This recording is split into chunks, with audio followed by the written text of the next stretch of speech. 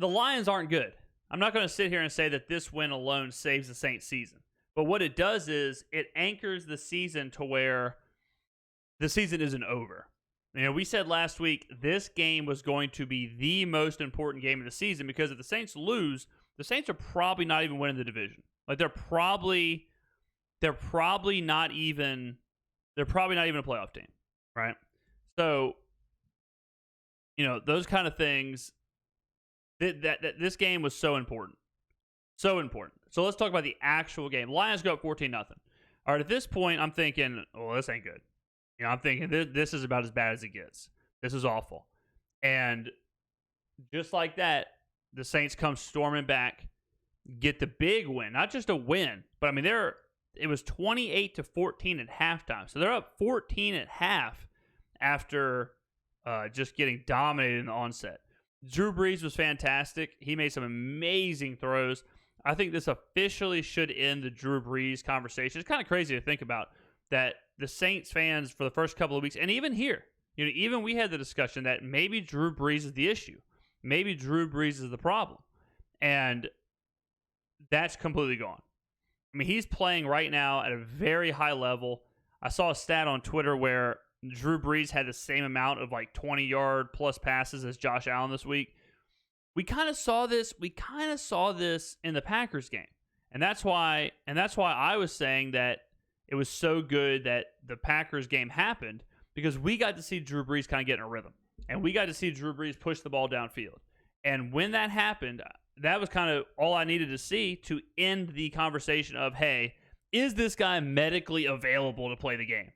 I mean, we had a lot happening where there was a real conversation if Drew Brees medically could play quarterback.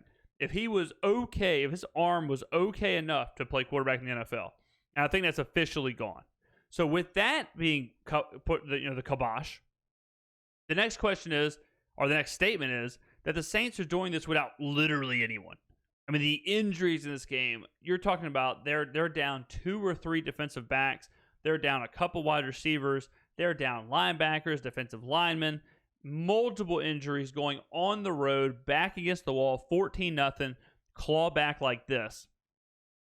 The Saints season is back on track as far as I'm concerned. I'm not ready to move off of my statement that this is a division champion team.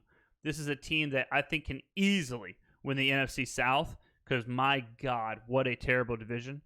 I think this is a team that for sure can win the NFC South, and that's about it. I don't think that they're a playoff team as far as like going deep into the playoffs or deep into the, you know, really trying to vie for the NFC or to go to the Super Bowl. They're not on the same level as the Seahawks. They're not on the same level as the Packers even. They're not on the same level as the Chiefs or teams like that. So I think I'm being a realist when it comes to the Saints, and that's fine. It is what it is. But this was a great performance by the Saints.